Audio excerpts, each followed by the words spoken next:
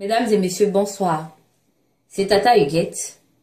Je suis activiste gabonais, je suis également la voix de la masse silencieuse. Je dis, les gens qui veulent emmener les Gabonais à l'élection présidentielle, là, selon vous, est-ce que vous ne pouvez pas, pour une fois, essayer de faire un effort d'apprendre des erreurs commises par le passé? Nous avons eu combien de martyrs politiques au Gabon à cause de ces affaires, des émeutes-là, aller revendiquer les suffrages après les élections dans les rues. On va commencer par Port-Gentil. Port-Gentil compte combien de morts aujourd'hui? Morts, décédés, à cause d'aller revendiquer les suffrages à la veille, ou du mois après les élections. Pour aller manifester, protester contre le scrutin électoral qui était en faveur du PDG. Le scrutin électoral fraudé par Omar Bongo. Qui a payé pour les victimes de Port-Gentil? Rien que seulement en 2009. Voilà encore le cas de Mboul Beka, la marche qui s'est passée l'année passée. Mboul Beka est décédé au cours de cette marche, la marche de l'opposition. Jusqu'aujourd'hui là, personne n'a enterré Mboul Beka. Son corps est là à la morgue. Donc vous-même, vous savez que on a d'abord le cas d'un Gabonais, d'un compatriote mort au cours de cette marche de l'opposition là. Tué par le régime en place. Nous n'avons même pas encore trouvé gain de cause. Mboul Beka est dans les glaçons. Personne n'a enterré Mboul Beka. Mais vous êtes les mêmes personnes qui sortaient dans les quartiers pour aller dire aux Gabonais d'aller dans les élections présidentielles, pour expliquer aux Gabonais qu'après que le PDG aura sorti la machine, parce que nous savons, Omar Bongo nous l'avait dit, qu'ils ne peuvent pas organiser une élection pour la perdre. Cette machine-là est mise en place depuis 47 ans. Expliquez-nous comment nous allons défier cette machine-là. Vous les plus grands stratèges de l'opposition gabonaise. Vous êtes stratégique, mais il n'y a jamais eu d'alternance. Opposant des carrières. C'est une vocation. Opposant et opposé. Depuis près de 47 ans. Vous voulez aujourd'hui là, que l'année prochaine, nous aussi, soit nous mourrons, soit on va nous mettre en prison, ou soit, vous les grands opposants charismatiques, vous allez refaire le même schéma qui s'est passé en 2009. Allez vous cacher au siège des Nations Unies. C'est dans ce genre de choses-là que vous voulez emmener les Gabonais. L'affaire de Mboul Beka là, qui va parler de ça? Vous appelez les Gabonais à aller s'inscrire massivement sur les listes électorales avec un gouvernement incompétent.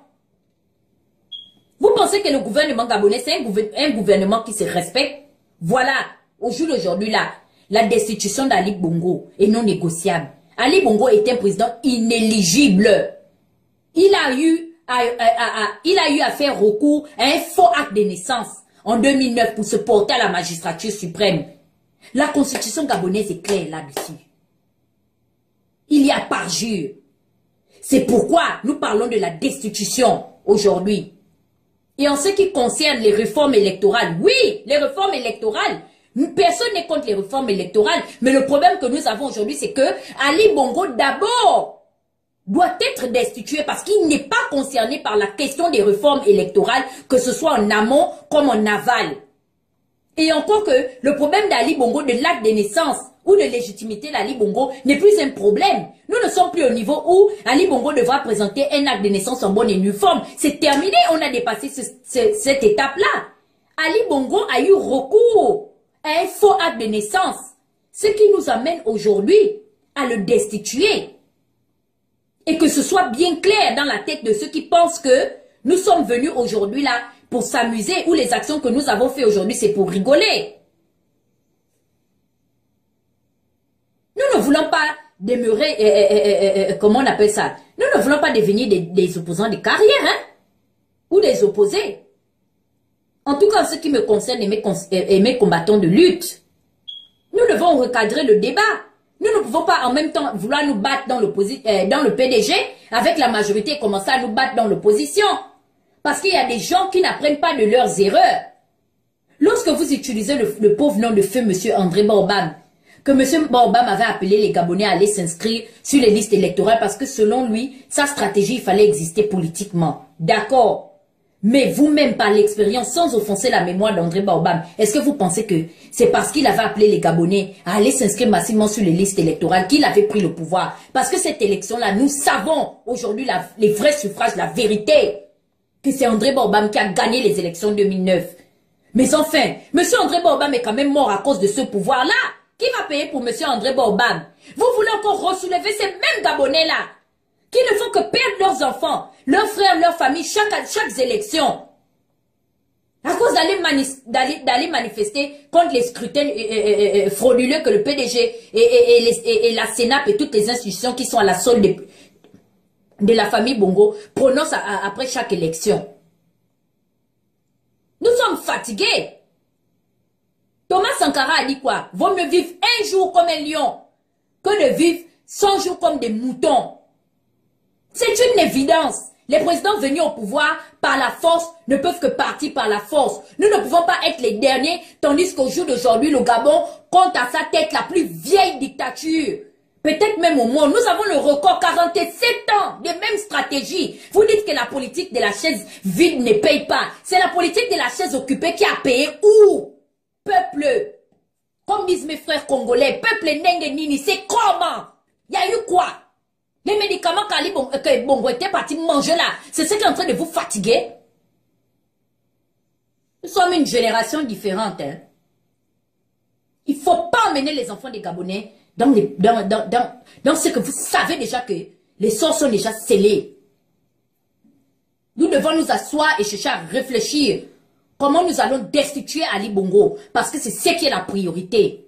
Ali Bongo est en train de s'amuser. Il pense que lui va venir là, l'année prochaine élégamment, comme il est en train de voyager partout dans le monde là, comme un petit papillon, pour venir dire aux Gabonais qu'il va se présenter. Mais c'est le jour-là qu'on doit brûler. Pour faire la désobéissance civile là, c'est pas difficile. Port-Gentil a toujours voulu faire ça. C'est pourquoi je suis d'accord avec certaines personnes qui disent que c'est la politique du terrain qui paye. Que les élus locaux aillent dans leur localité, aller préparer les mentalités des Gabonais. Que nous sommes aujourd'hui dans les problèmes. Les Bongos ne veulent pas partir, le pays est par terre. Il faut qu'on les chasse. La crise doit être partout. La désobéissance civile là, ça doit être fait partout. Comme Port-Gentil l'a toujours fait. Parce que la vérité est que c'est à l'intérieur du pays, dans les localités de l'intérieur du pays là, que les Gabonais souffrent le plus. C'est eux qui souffrent de tous les maux, de toutes les anomalies. Ils n'ont pas accès à l'électricité, ils n'ont pas accès à l'eau, ils n'ont pas accès à l'école, ils n'ont pas accès à des systèmes sanitaires modernes. Donc ce sont ces Gabonais-là qui souffrent le plus. Eux aussi sont concernés par le problème de la démocratie au Gabon, par le problème par ce processus de démocratisation. Ils sont tous concernés. La vie du Gabon est un problème qui concerne tous les Gabonais, de tout genre. C'est pas les opposants charismatiques, c'est ensemble que nous allons trouver des solutions. Donc, il est mieux d'unir nos forces que de penser à diviser. C'est pas en allant faire la cour à la France. La France n'a jamais voulu donner l'alternance à ses colonies. L'expérience de la Guinée-Conakry est là. Le Togo nous interpelle. On ne peut pas accepter d'aller à une élection tandis qu'on connaît les enjeux. Qu'est-ce que la communauté internationale va faire? Là, depuis que nous protestons là, au Gabon, les résultats, la communauté internationale nous a déjà aidés. C'était Tata Huguette. Je vais revenir. Parler encore l'affaire des élections là. Je reviens. D'accord? Ne bougez pas. Bye.